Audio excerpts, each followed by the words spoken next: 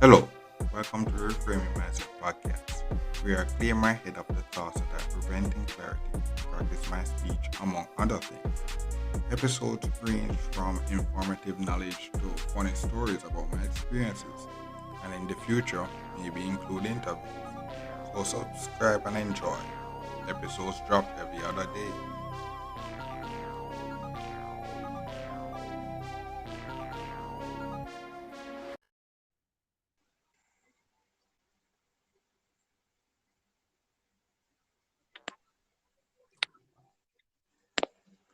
Yeah, that's before. Yeah, man, you Hello. hearing me? Yeah, man. All right, cool. Welcome. Chenson Bennett, so before we get into it, let's just mention some things that Mr. Bennett is known for. So he's an entrepreneur, a project manager, a published author, speaker, producer slash engineer, a businessman, and a fellow So, welcome to the Free Mindset podcast. So how are you doing today? I'm doing rather excellent. It's good to be here. I've heard a lot about the works that you have been doing with many guests, and it's well appreciated to be on this podcast. All right, good. So let's get into the interview.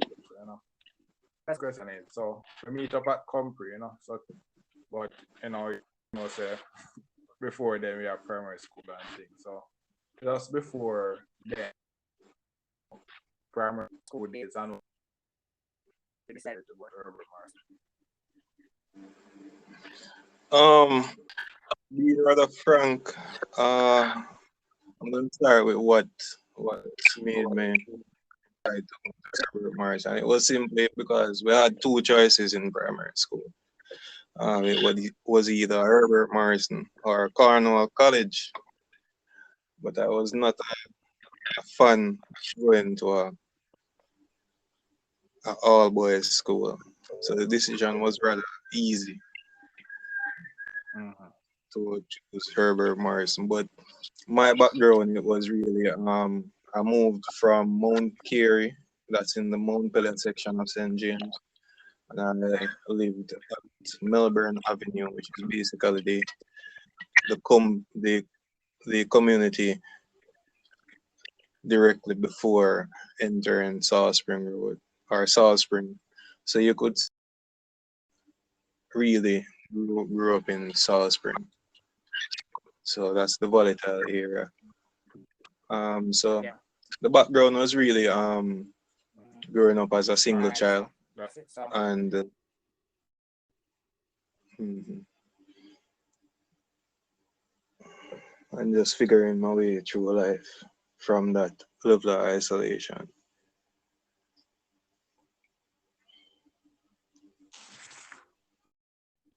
wait. You kind of shift out for a minute. You hear me? Yeah, man, I'm hearing. Yeah, you kind of shift out where from a southwest here to move to Spring area from there. And so Oh, I was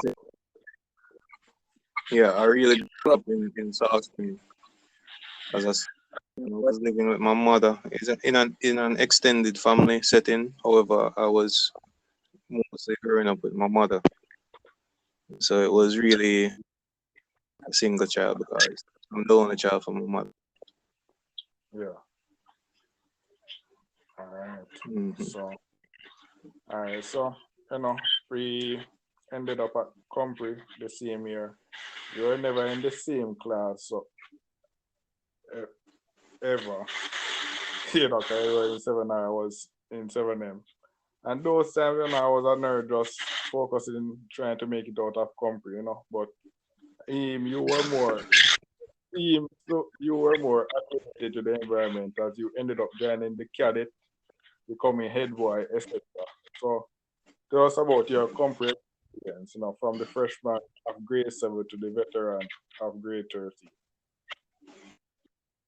You know, I don't remember much about Compre because most of the recollections of Herbert Mars is really through stories I'm being told by my friends. But from what I can really remember, it was really just, as you said, adapting to the environment. I know that 7R was quite an experience because that, for me, it was really the transitional phase of moving the primary school setting to being in an environment of maturity. I think what accelerated my experience at Herbert was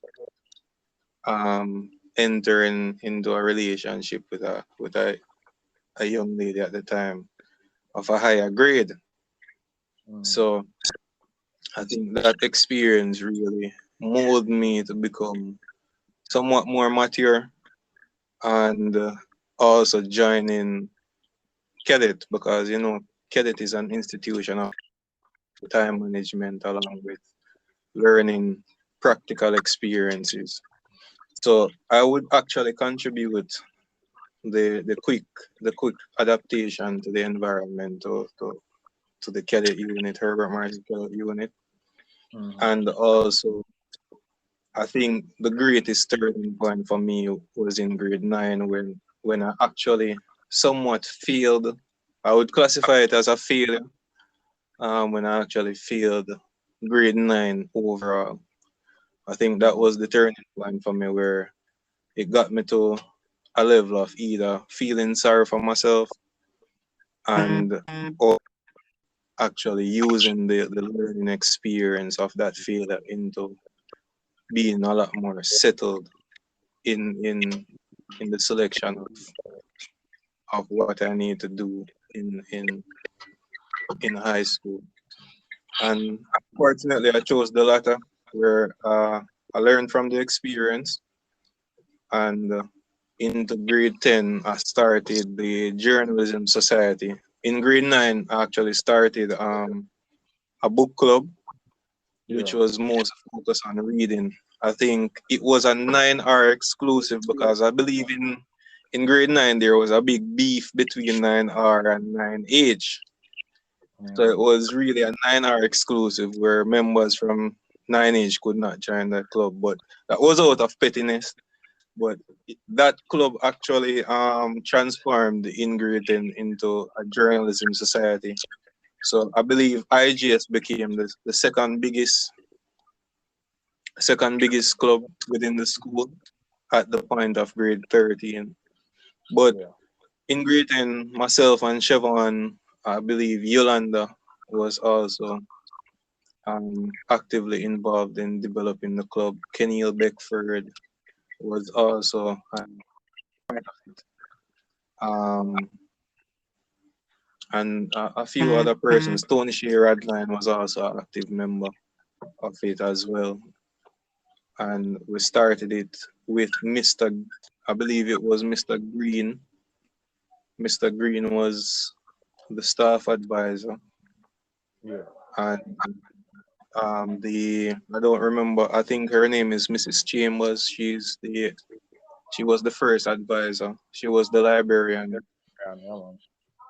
Yeah, man, she was the first staff advisor. Then we moved from just journalism into more of technological aspect of journalism, which was videography, photojournalism, and actually written. So that club was the project management aspect of my career really started from that experience.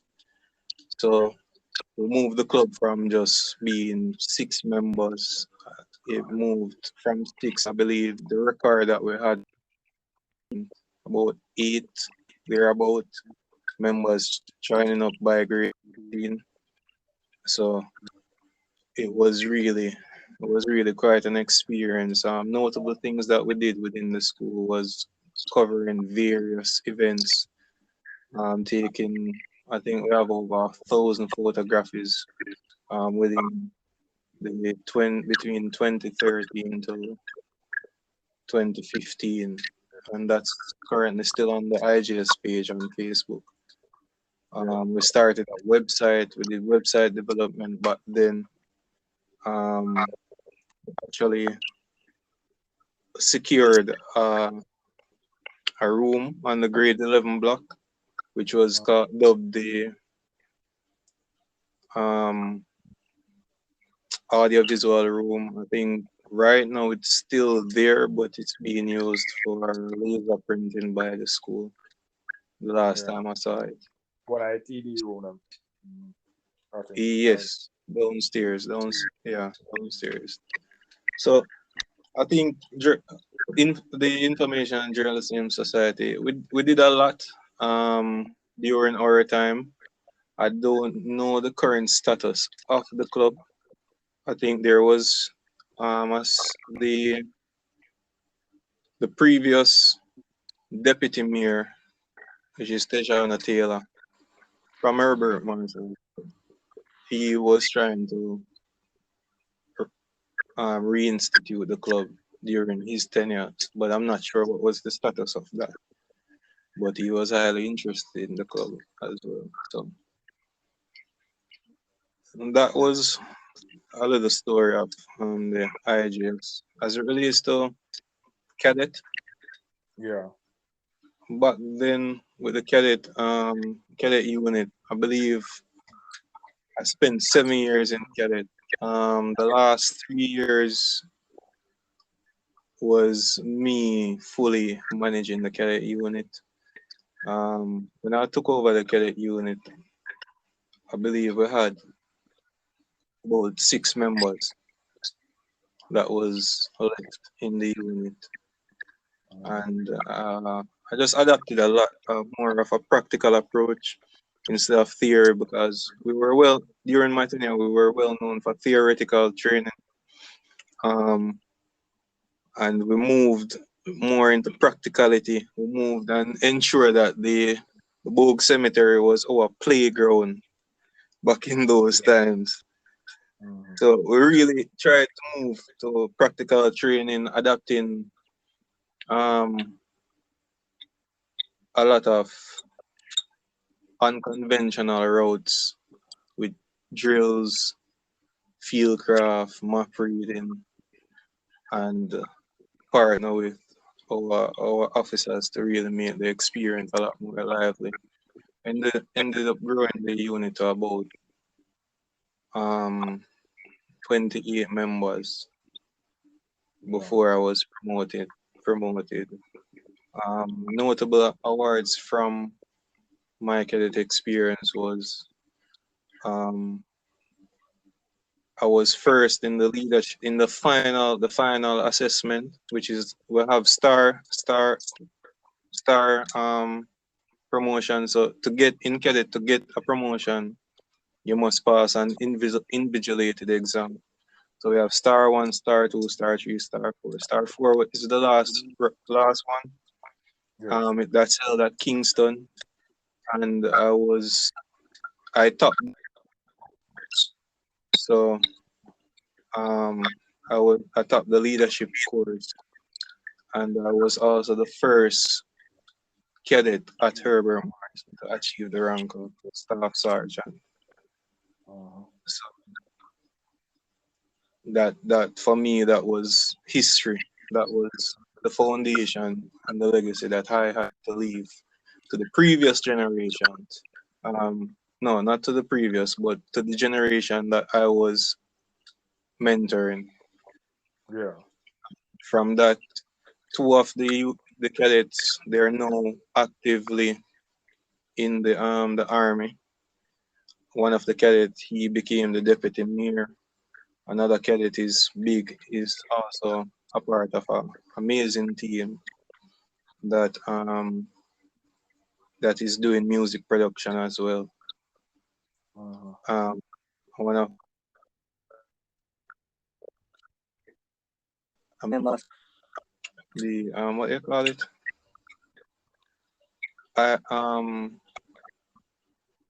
They have an office by Flankers.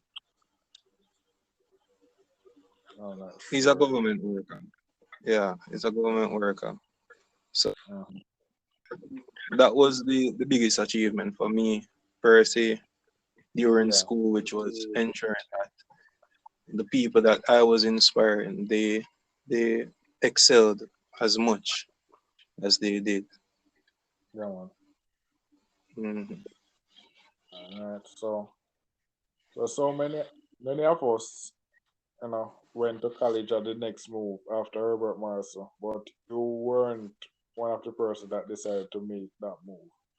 Just tell us about why didn't you choose to go to university slash college? I think it was because of the experiences I had at Herbert Mars. Um, Reason being, I realized my strengths were more along the lines of practical effort as opposed to theoretical effort. And go to if I did go to university, I would be studying management and entrepreneurship if I took that route at the time, because I'm actually thinking about doing it now, but I'm thinking about doing it part time. But the main reason, the main thought process behind that was the experiences being the head boy, project management with all the different organizations. I realized that the practical efforts accelerated the the level of gains that you get in any experience. Knowing that I would actually be doing full time entrepreneurship, because I realized that I didn't like being a follower per se. Um, I did not want to waste the time learning about something that I was experiencing.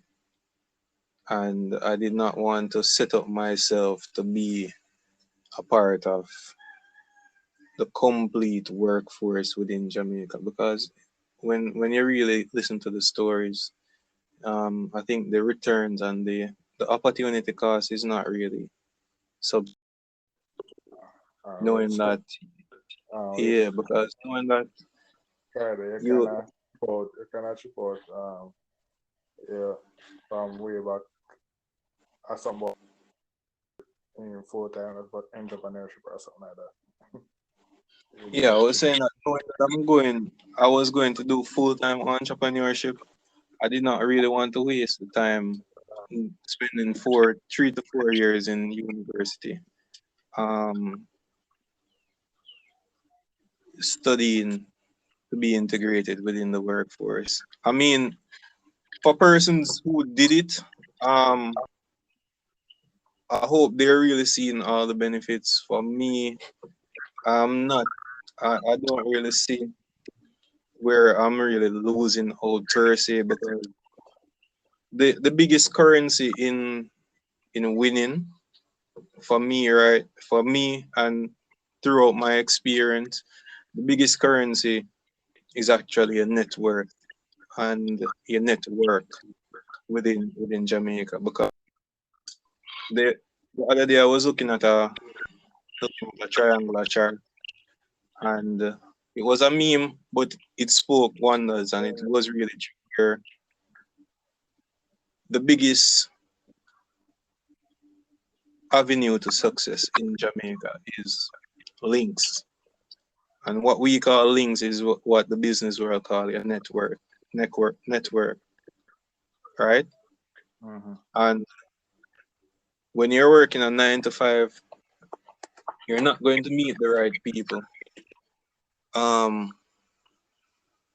to really supplement that link, your network per se, because they're not working 9 to 5s, and they're making the moves that are needed to push the economy forward. People who their network as well as their influence is so powerful that honestly, if you're working a 9 to 5, you would not have the opportunity to actually meet these people, right? So I think I had that insight um, at the point of grade 10, where I knew that I would not really be looking towards jumping into university immediately after. The reason why I even did grade 11, grade 12 and 13 was actually to buy time to see if I could come up with a business idea to actually move beyond university. It was really to buy time to create an excuse not to go to university at that time. So that was my thought process then. I think everything that I benefited from going into grade 12 and 13 was due to that decision. Right. So, right now you're entrepreneur, project manager, published author, speaker, producer slash engineer, and businessman. So tell us about what led you to into each of those ventures and how was starting those ventures and where are those ventures now. All right. Speak about um when I speak about Netity JA Turbid Records, we sold it for you and some of the projects that I'm managing now. Um all right, so what really a lot a lot of the things that really led me to the business choices that I made were things that I was always doing. Um I was always starting businesses even throughout high school. My first business was really at the age of 8, during the Christmas period, where I realized that there was a shortage in scripts, firecrackers in my community. So I think my mother gave me about $500 that time, and I took taxi one evening without her permission. I went in the town, went to the shoe market, and I bought about 6 packs of scripts. Came home, write up a little cardboard, and tell my uncle to tell his friends that I'm selling scripts. And from there it just started. I think that $500 ended up turning um and then it moved to 1,500. So I was really that rush or that passion really sparked from there. And I think between that time to age 22, I started about 15 to 20 experimental businesses. One of the biggest business I started was actually in grade 11, 12, where I did some Mother's Day plaques, and I was saving up some money.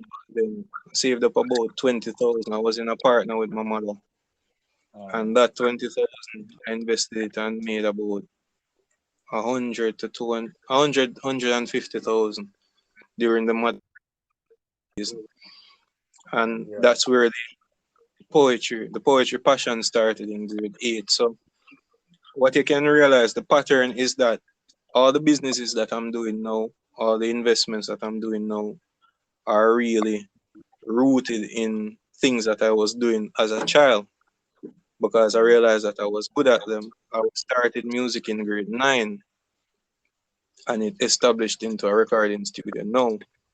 So with Netity JA is the representation of compounded knowledge over the years of doing businesses, starting businesses, excelling in the studies of management, reading a lot of books, a lot of management books, experimenting, and that's just the wisdom, the compilation of all those wisdom being offered back to aspiring entrepreneurs, to already established entrepreneurs for really moving their businesses and scaling it from the point that they are at now into something that they want to be. So it's really just fueling that vision or propelling them along the line of their vision or vision statement established for their businesses. So NetTGA currently have about 8 on book long term clients that we're working with now, and it's really at a point where we don't really have much room for heavy marketing because we might not have the bandwidth to supplement new clients at the moment, right? Yeah. My business partner with NetTG is actually Chevron Linton, which is also alumni of Herbert Morrison. And Turbid Records is really just that passion for music over the course of um, from I was a child because my father was really a drummer at his church. So it's just that passion. Jumped into it in grade 9, established it, learned the trade through experimenting until I'm at this point. We um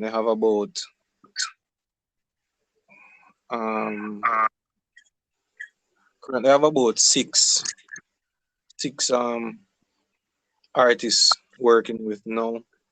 I'm managing one at the moment, but we're currently in talks to see if we can try to do some more experiments, learn a lot more, and see if we can actually establish establish the or move to the next level of the game. Because what I've realized with music is honestly 20% talent and it's 80% business. So it's Yeah. along the line of the mission. Yeah. And with We That's Sold It For You, the important we part of so, it. No, I talk about it in one of my previous. No, I say with the music, the business aspect is one of them feed where the business aspect is really important. Because I make a lot of artists now make money where they need to make, where they deserve to make, I should say. That the business aspect. yeah man, it's really the truth where music is much more of a business than actually the product, because when I look at it, if the business aspect of music was not there, an artist would only be getting paid for the shows that he did. But music actually excelled it from just being a recording to actually distributing it across the world, ensuring that everything is licensed so you can make your royalties, you can get bookings for shows, you can actually make your sales profit from it. You can Yeah. actually get different forms of sales from digital sales to disc to CD to vinyl to every aspect of it. So that is the reason why music is really more about business and marketing than actually talent, because you have a lot of untalented artists that are actually long term in the game Yeah. because they have a management team. And a good tip for young and upcoming artists is really don't be a one man team, because if you're a one man team, you'll not be focusing on what you should be focusing on, which is really recording them, putting on a good show, while you have your team working on the business aspect of it, so that you guys can actually grow, right? Yeah. And I think that is where a lot of them are feeling, where they're doing the recording, they're trying to market themselves, and the business side of the music is a lot more frustrating than the performance side, right? So once those two sides are clashing, and you'll have an internal struggle, and then you have a lot of artists just giving up on the game Yeah. because of that level of frustration. And the business side is one of the reasons why many bands break up too, because mm, Yeah, that's definitely true because back in the days when I was listening to a rock band called Escape the Fate, it was really because of the business side and even Breaking Benjamin back then. The business side is really what broke up because the lead singer was afraid of heights, so he did not want to travel. Yeah. So that actually forced the band to go on a hiatus, and I think they started back in 20 they started singing again in back in 2018. So it's really complicated. I think um with even Drake is a good example of business and artistry being perfectly synergized. Because if you And listen to Drake, and marketing. I know, And marketing. And marketing. and Mark, yes, definitely. Yeah. Because if you listen to Drake while he's delivering his bars, you realize that he's definitely he sings about his team, about the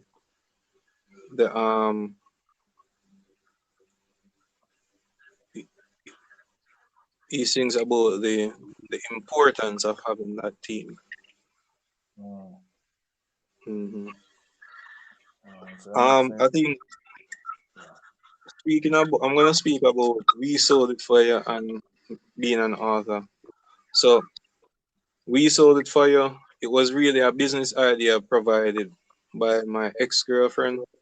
Um, because I was always marketing other products for other people, and she was saying that, listen, you're selling so much things for different people. I think you should actually start charging a fee for it. So I said, fine. And then I established We Sold It For You. And I think within the space of about 6 months, 6 months to 8 months, we sold about 3 million, yeah, about $3 million worth of.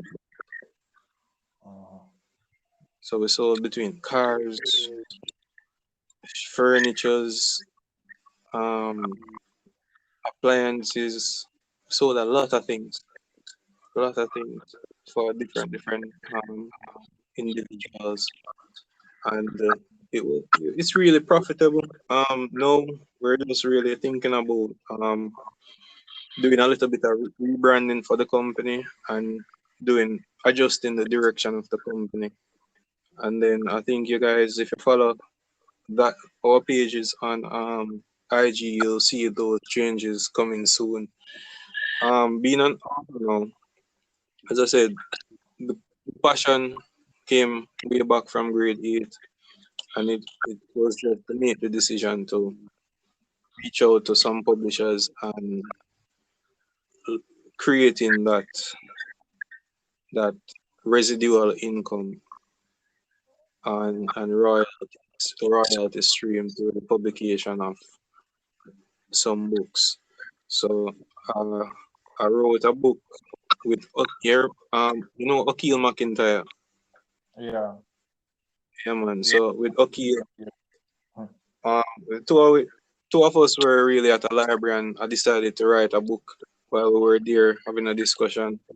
I wrote the book over the weekend, did a compilation of some other poems within that book, and the book was there. I did some printing of those books and let my mother sell them for me. So that is where the $23,000 came from to for the Mother's Day project, right? Mm. Yeah. And that was reinvested and it turned into the 150,000. So I did I wrote the book over the weekend, sold it, um, and then the idea came to me about a year ago or 2 years ago to really just get the book published through a Mm. publisher, and that book was then It's doing rather well. um need to do a little bit more work on it. So Mm. we can actually just try to move more numbers. Currently writing a next book. Now I should be finished with the draft by the end of this month, and Yeah. I'm looking to publish that one as well. That book is really about the business aspect of things. So it's just sharing some knowledge about starting a business, having the right mindset for business negotiation, and those type of things. So I think that book is going to be a good book for persons interested in businesses. And Yeah. the other idea that I have for a book is really just how to do money management and how to even build a house on minimum wage. So doing some research for that book right now. I think that would actually be a good book to actually um, sell Yeah. to people. Mm-hmm. You know what I'm saying about being a speaker, you know, or did that end up doing that? Being a speaker, I think the passion really came from becoming a head boy. I was not really a good speaker, and I'm very introverted, so a lot of people would not know that level of being being an introvert actually it really cripples your speaking skills. Mm. Um, so that when I was doing the speech, the acceptance speech for with when I was a head boy, I was actually very disappointed in the delivery, and I think that led me to actually seeking out avenues to Yeah. become a better speaker. I think I went to Miss Reed to actually help me develop my speaking skills. I Yeah. didn't think that went far. I tried joining the debating club, but debating club at that time it was a mess. So Mm. that wasn't a good avenue. And I moved from those channels to actually just using Cadet, Yeah. and you have a aspect of Cadet in the leadership section called method of instructions. So our MOI, MFI, I think so. Yeah, MFI.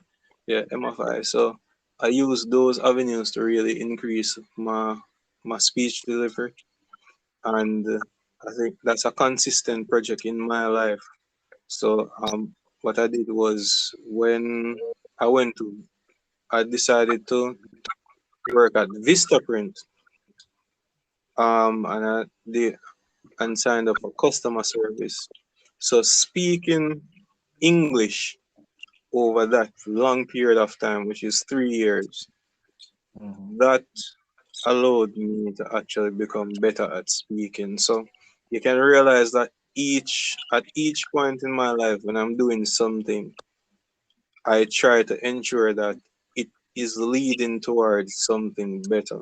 So the reason for getting the customer service job was to ensure that my speech delivery was perfected or to a point of satisfaction, Yeah. right? So that was the inspiration behind getting the job at Vistaprint, and that led to becoming a speaker for the the Antonius Foundation, which was really towards assisting children in the inner city communities of Barnet Lane and neighboring communities. And also, they had a campaign called the End Bullying Campaign, which was actually another avenue of speaking to children in high school, in primary school, about the detriments of bullying each other, how it can psychologically affect the victim, what are the implications of bullying another child, and what it can lead to when that child is a victim of abuse, which could be inciting violence over a long period of time, um, or becoming many. They can become menace to societies if they are victims of bullying, and even the channels from which it comes from, which can be more the family unit. So this was really just speaking about those things. I think speaking also bridges into Metity GA when we're actually doing leadership courses and leadership classes for young entrepreneurs. So that's a skill that I must have when dealing with my clients. Uh, all right. So, what is the process to start a business in Jamaica? What are some things you have to think about before and after you have the answer for those things? What's next? Um, all right. So one of the things, because I look at businesses differently. The first thing when asked that question that I usually ask my clients is, what what are your intentions of starting a business? Because what I usually coach my clients towards is really longevity. You think of business in the long term and not Mm, really, because when I think business, I think longevity. When I think hustle, I think flipping cash. So um, using that definition, um, the thing that you must think about is one, the market, your niche, and three, is this something that you are not going to be drained by emotionally? mm, You do have those answers. You would then try to develop a business model canvas, a business plan, and then get started. You can actually get started, then just get started to feel out the market, do your marketing analysis, get the reception, your procurement of trying to get the goods if you're going to be selling physical goods versus if you're going to be selling services, and do some what you call beta testing in tech. You can do your beta testing in your business as well by actually testing your service, getting the reception of your clients, and then um, go full force with your business plan as your map. mm, So, for example, going to be selling soap. Everybody is selling soap. So it's really just analyze the market. You realize that soap is a saturated market. How are you going to distinguish yourself? Maybe you will be getting your ingredients from a country that's known for beautiful skin. So, for example, India, where mm, natural spices. So, what you can do is you can say, all right, listen, my products are different from the others because we're sourcing our raw materials from India, right? Then you can say, all right, India, this is the reason why you should use our products. Indians are known for having smooth skin, especially the females in yeah. certain strata. So do that market testing, see if persons are receptive to it, and then you actually get started. Then what you do now is you start building out your business plan.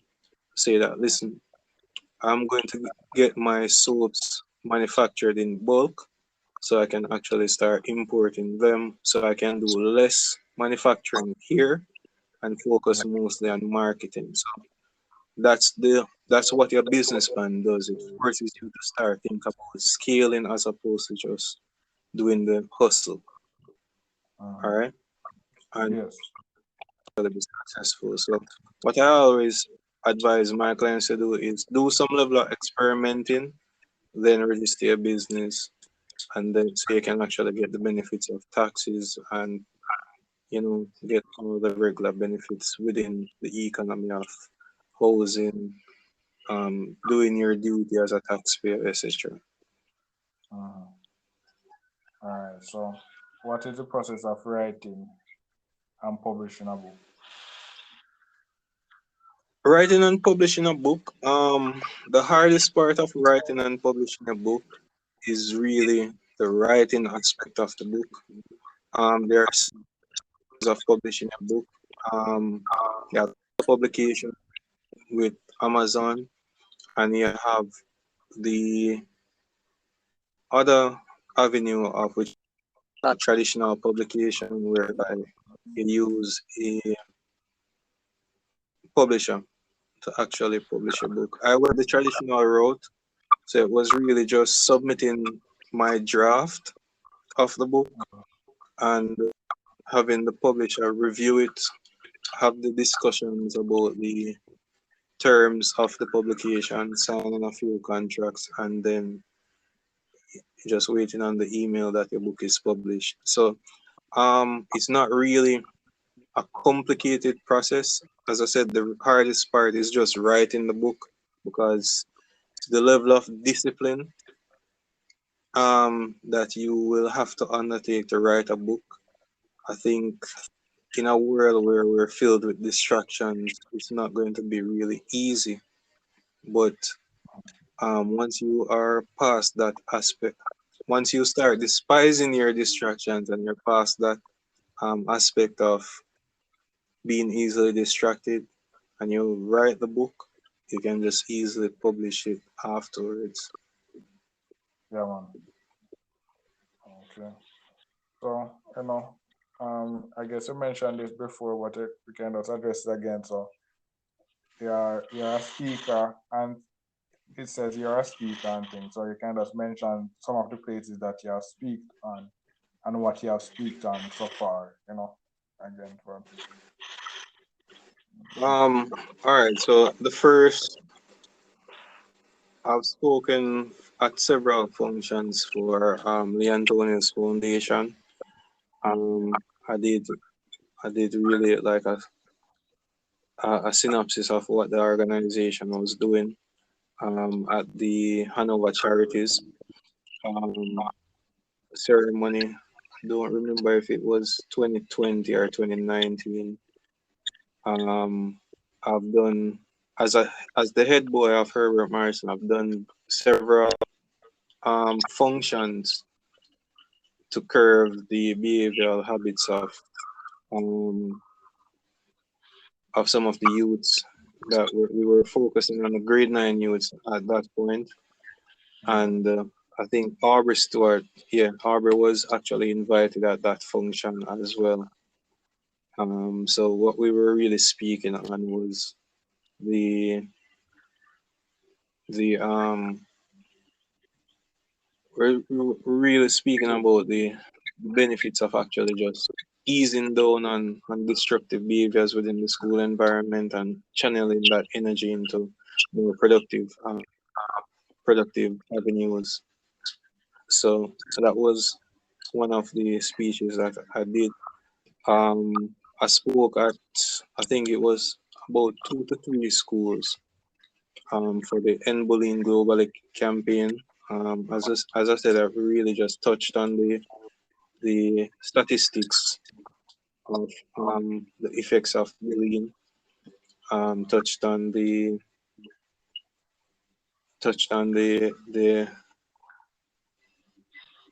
yeah, touched on the statistics and the effects and the channels from which they come from.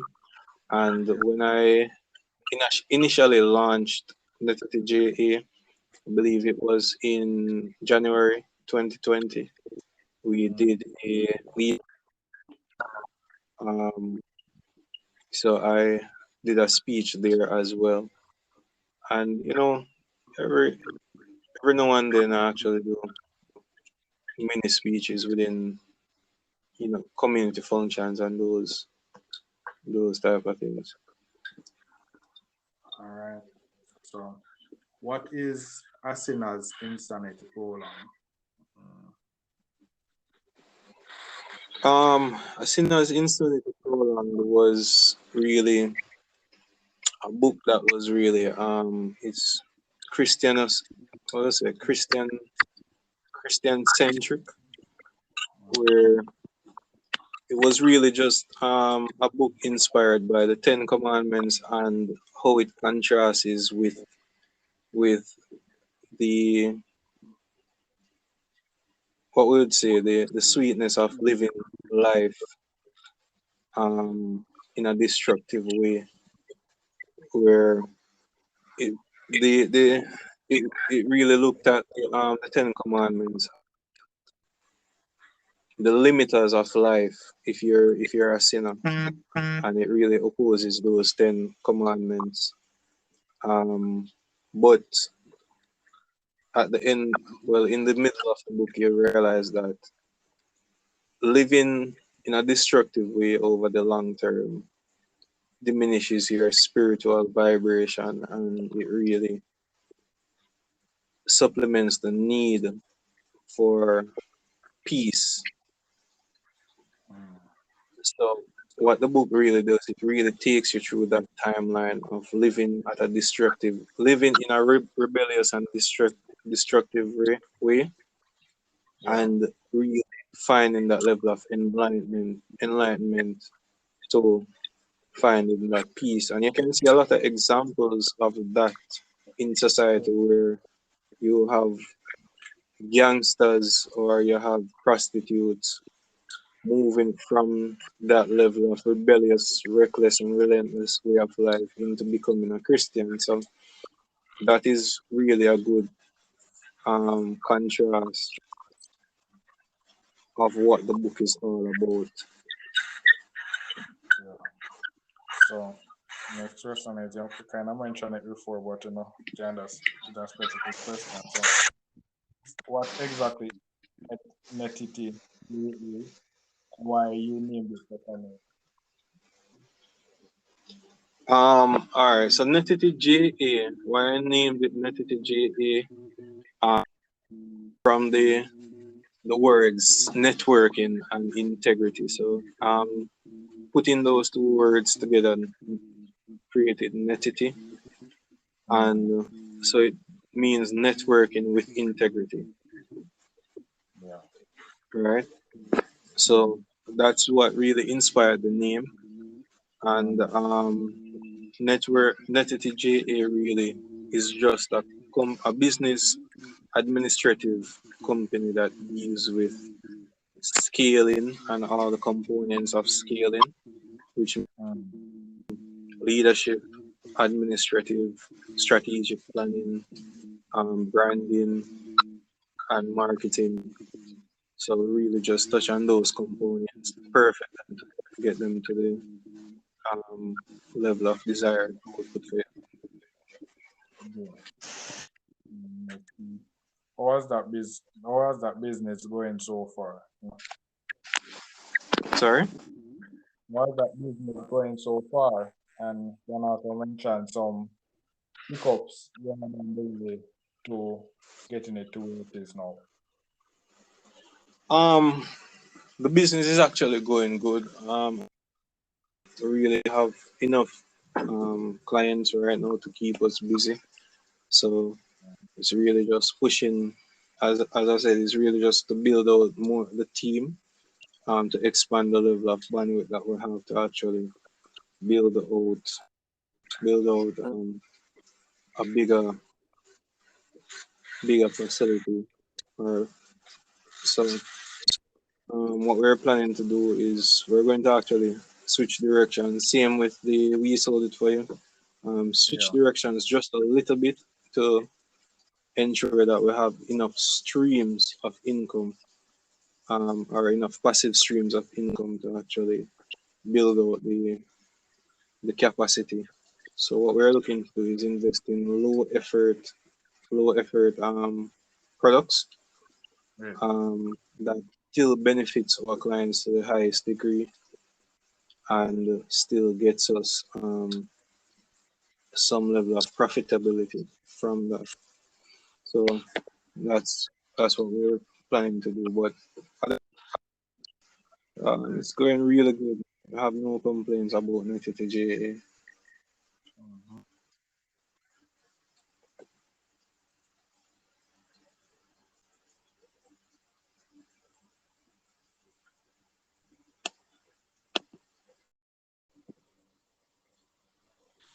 Yeah, So Hello? so how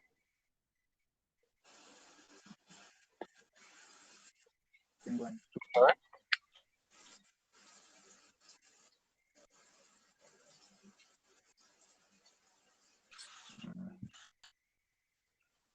Yeah, repeat that for me one again, please.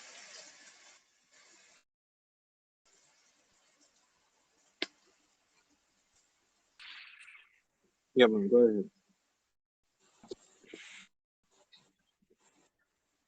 45 days it's been going. We sold it for you. It actually took a the productivity within we sold it for you, or the conversion rate for sales has slowed down because of the I think the pandemic has really crippled the buying power of Jamaicans, where they're not really spending too much on goods that are, let's say, not necessities. So the usually products that we sold it for you, converts or liquidates for the clients. Those aren't goods that are needed. So you have a lot of those products actually slowing down. So that is the reason. That's what really prompted the decision to actually um all right. All right. Yeah, hear me now. mhm. All right. So the Yeah, question man. is, how has been going on recently? Um yeah, also I was really saying about we sold it for you. I think the coronavirus pandemic has really crippled the buying power of a lot of Jamaicans. So what's really happening is the types of products that are being sold, that we sold it for you usually gets to liquidate. Is not really the ideal purchasing um time for real purchasing at the moment. So when you sold it for you has slowed down a bit, but we're still actually working on either changing the direction of the business just a slight bit, to create more streams of income for that business, um, so we can actually really get back in the game with that company. So otherwise, from that, it's going good. Yeah. So, oh, so what is Turbid Records and how has that been going as well? Well, Records is doing excellent. Um, we really started back production last year September, Yes. for Turbid Records, and it's really good. We have, as I said, I have about 6 artists on books. We're really putting in the work for Turbid Records. It's really just taking a different approach with music, and just enjoying the process as we go along. Because, as you said, music is really 20 talent, but within that 20%, you have to have a lot of energy and a lot of commitment to your work as well. But Term Record is really going good. We have a website, records.com, and we have a YouTube channel, Instagram, um, getting very good reception from the music that we're putting out. And it's really just just promote them and try to get a bigger audience for it. But it's going really, really good. There's always room for improvement in all the businesses, but we're actually at a good place and we're trying to get at a better place at the moment. All right. So, what has Compre taught you that prepared you to take on these ventures? I think Herbert Morrison was the foundation of all these adventures. I learned that not focusing too much on the theory, which was actually the philosophy of Herbert Morrison, which is to integrate practicality into all that we do. I think I took that philosophy to heart and I really did not focus too much on the theories within school. I would say I was really a C student, um, because I did not really take the theory to heart. I didn't even study for most of my CXC exams. I just really focused on what I knew and actually reverse engineer how education is, which is the pioneers for everything, the pioneers for all the subjects that we learn these days were practical people, and they documented what they did practically, and then it's then re-delivered by teachers to students. So I I took the philosophy of the um of the pioneers and do all that I did from a practical approach, and I think that's what's really allowed me to excel in the direction that I want to excel in life. So it's a lot slow, but I think the rewards are a lot greater in the end. So I think that Herbert Martin really introduced that philosophy in all that I did and all that I'm doing right now. All right. So, how hard was it to get results from these ventures? And any tips for people that are starting businesses and not getting any results? Um, Getting results from all these ventures took a lot of years. As I said, MetaTJ is a product of at least 17 years of work.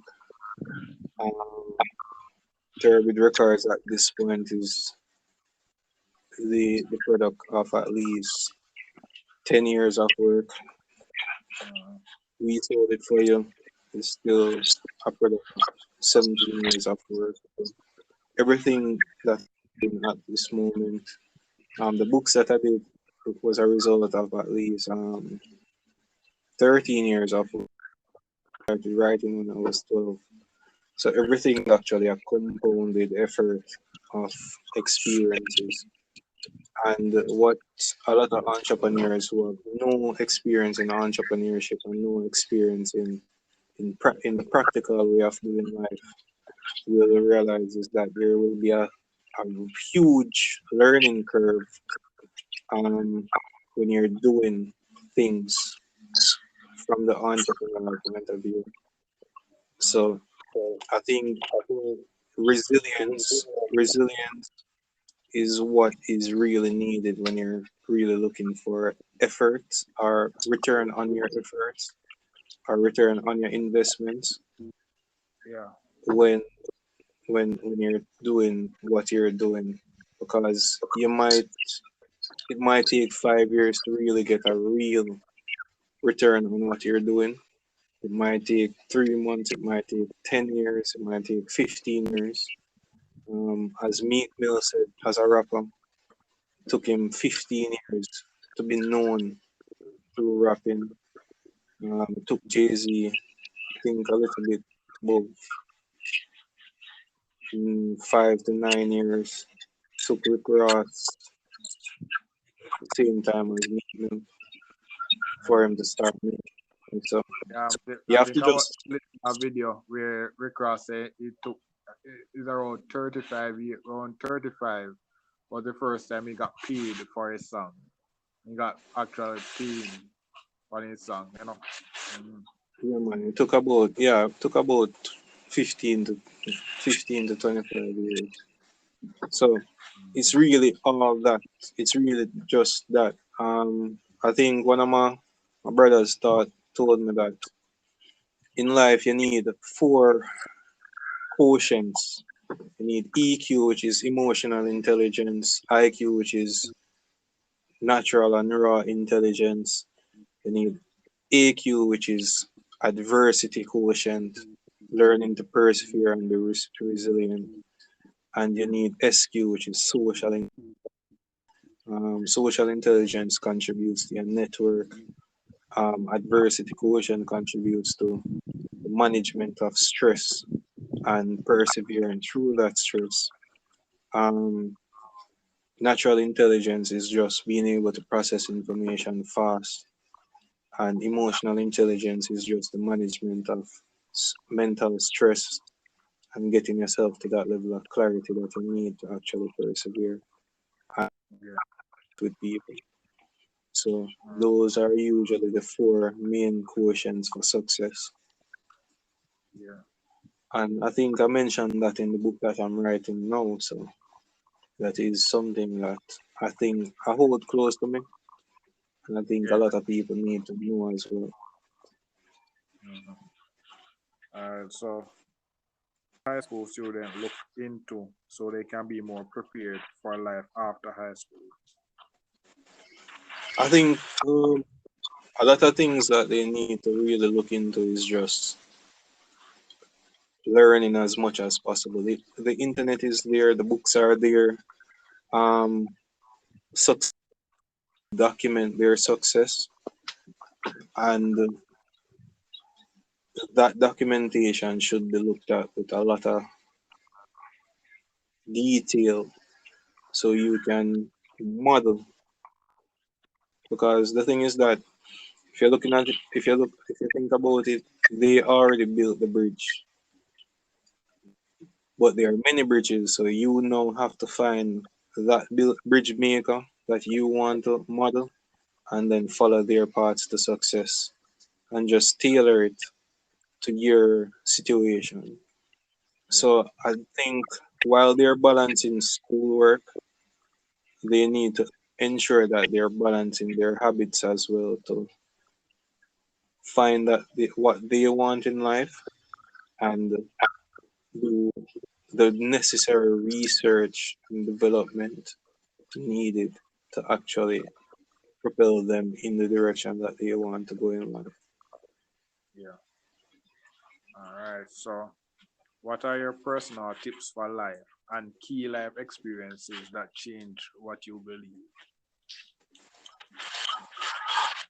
My personal tips is usually separated into um, tailored to men and women.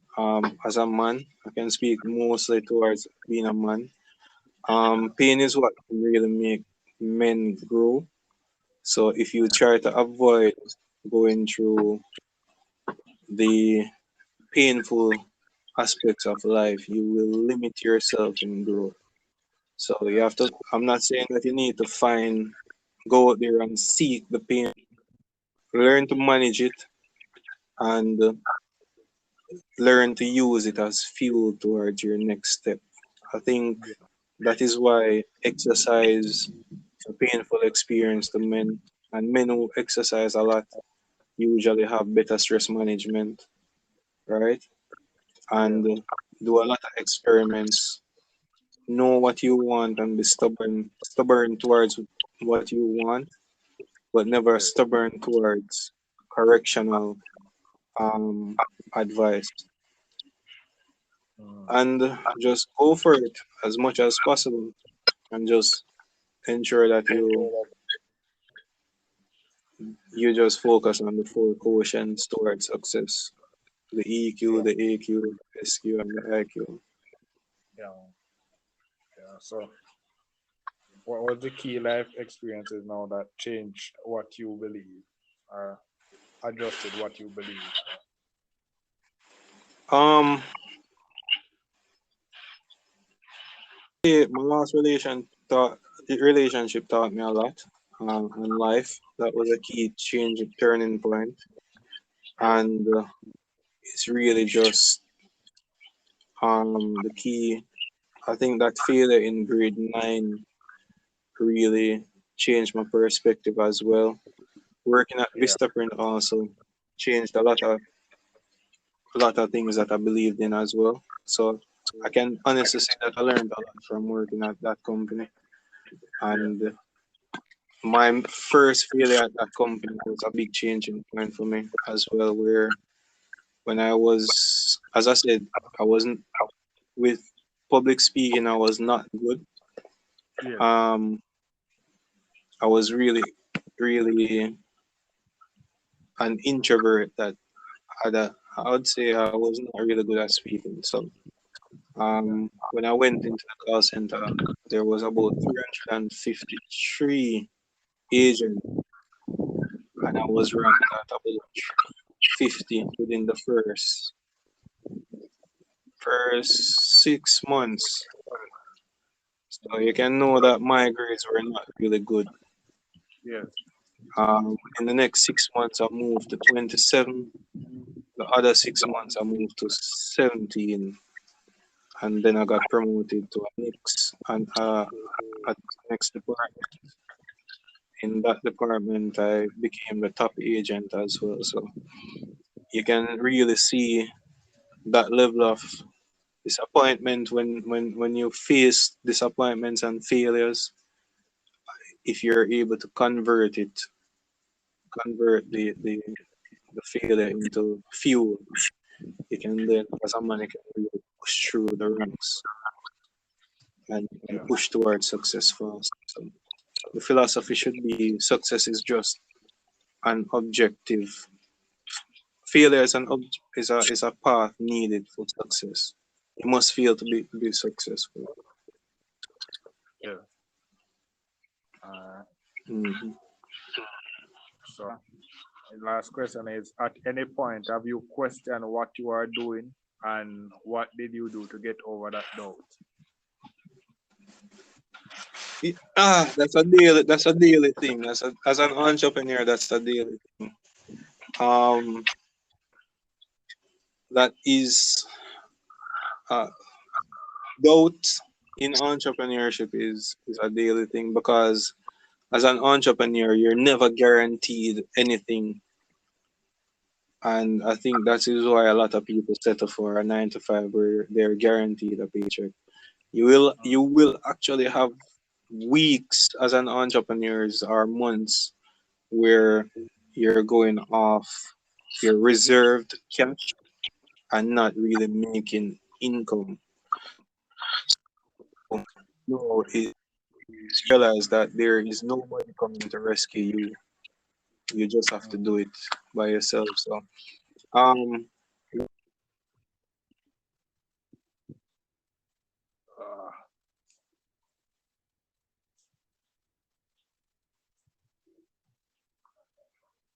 Uh, that tripped out again.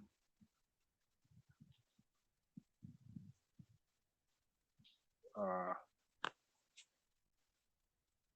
here. sorry, you hearing me now?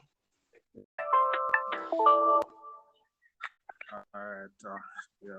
So last thing we left off was they said no one's going to in entrepreneurship. So yeah. Yeah, man. So I was saying that no, Entrepreneurs. while Well, you're an entrepreneur. So it's just really just getting getting off your ass and just really putting in the work, marketing, networking, getting through the no's, getting through the obstacles, and just doing it. Because once you have an objective in life or you have a goal and you're obsessive with that goal, you will then realize that it's your habits and not motivation. Because motivation is really like a Red Bull, just gives you energy for a short period of time, you Yeah. must be committed towards your objective and having that discipline, having that commitment towards those goals and objectives to really get that level of success. So you don't really jump back into a 9 to 5 and getting comfortable with life, and at the end of the day you just have regrets and you're dissatisfied with yourself. So you must live a life according to what makes you happy and what makes you comfortable in your own skin. And once you know your why, and once you are committed towards your why, you will then know what you need to do and get beyond that level of doubt. Mm. All right. So, in terms of the last question, Hmm. so it's the last question. Can say now. Thank you, Mr. Bennett, for Reframing Mindset podcast. Now I can take this ventures and where people can reach you, want more information or request your services. Yeah, man. So it's really, you can WhatsApp me at 876-522-4689, or you can just follow my pages on.